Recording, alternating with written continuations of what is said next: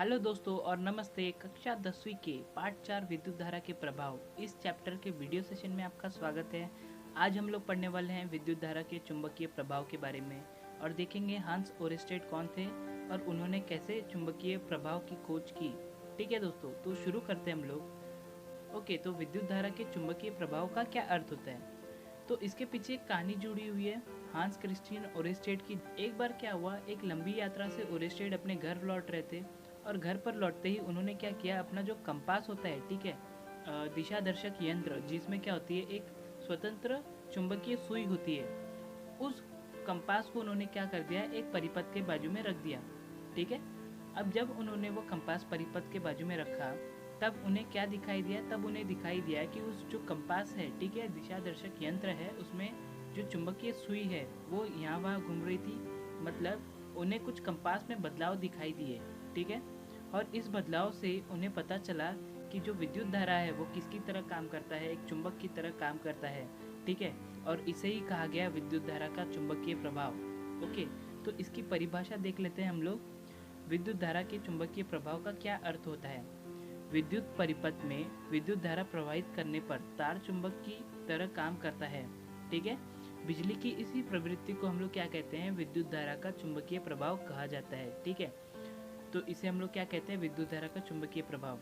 ठीक है, चलिए अब इस एक्सपेरिमेंट के बारे में बात करते हैं, इस प्रयोग के बारे में बात करते हैं। ठीक है, यहाँ पर क्या किया है हम लोगों ने, जैसा कि हम लोग पहले चुंबक के साथ क्या करते थे, हम लोगों ने क्या किया कि लोहे के बुरादे यहाँ वहाँ पर फैला दिए। ठीक है, एक कागज़ पर, और उसे एक मोटी तार के मध्य में रख दिया, जैसा कि आप लोग यहाँ पर देख सकते हैं। और उस तार में हम लोगों ने क्या करा दी, विद्युत धारा पास करा दी, या फिर हम लोगों ने उस तार में विद्युत धारा दे दी।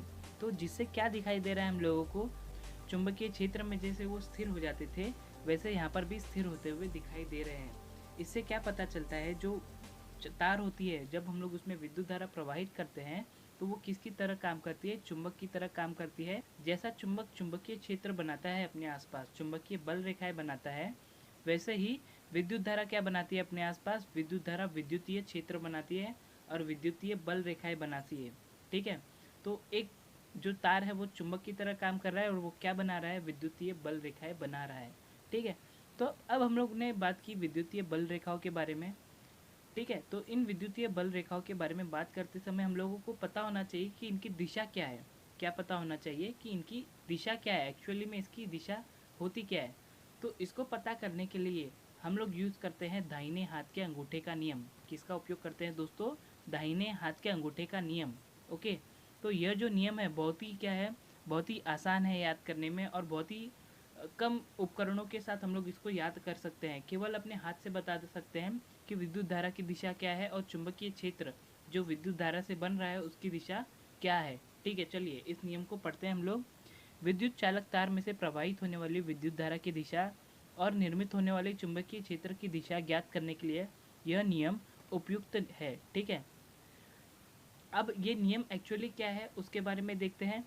ऐसी कल्पना कीजिए कि सीधे विद्युत चालक को अपने दाहिने हाथ में इस प्रकार पकड़ा हुआ है। तो चित्र में दिखाए अनुसार जब हम लोग उसको पकड़ लेते हैं तो जब हमारा अंगूठा आता है वो किसकी दिशा दर्शाता है, विद्युत धारा की दिशा दर्शाता है। तो जो चुंबकीय क्षेत्र होता है वो कहाँ पर होता है, जहाँ पर हम लोगों ने अपने उंगलियों का घेरा डाला है उस दिशा में होता है। ठीक है, इसको भी एक बार मैं पढ़ता हूँ। ऐसी कल्पना कीजिए कि सीधे विद्युत चालक को अपने दाहिने हाथ में इस प्रकार पकड़ा हुआ है कि अंगूठा विद्युत धारा की दिशा में तार पर स्थित है। ठीक है, विद्युत धारा की दिशा में तार पर स्थित है। अब आप अपनी उंगलियों से तार को घेरें।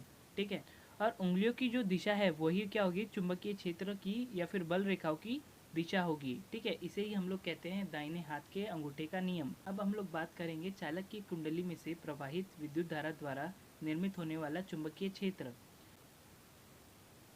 ठीक है, तो नॉर्मली आपने अपने आसपास ऐसी तारें देखी होंगी जिसमें से विद्युत धारा प्रवाहित होती है, परंतु वहाँ पर हम लोगों को यह नहीं दिखाई देता है कि वो एक दूसरे को आकर्षित कर रही हैं या फिर कुछ चुंबक जैसा काम कर रही है। ठीक है, तो इससे हम लोगों को पता चलता है कि एक सिंगल तार यानी एक अकेली तार चुंबकीय क्षेत्र इतनी अच्छे से नहीं बना सकती, परंतु जब हम लोग उसकी कॉइल ले लें या फिर उसकी एक परिनालिका बना लें या फिर हम लोग कहें कि उसकी कुंडली बना लें, तो जो उसका घनत्व होता है, चुंबकीय बल रेखाओं का घनत्व होता है वो दुगना हो जाता है, जिसकी वजह से जो चुंबकीय बल रेखा है वो मजबूत हो जाती है और जो हमारा तार है वो ज़्यादा चुंबक की तरह काम करने लगता है। ठीक है, तो यहाँ पर हम लोगों ने उसकी कुंडली बना ली है, जिससे क्या हुआ कि जो तार है वो ज़्यादा चुंबक की तरह काम कर रहा है।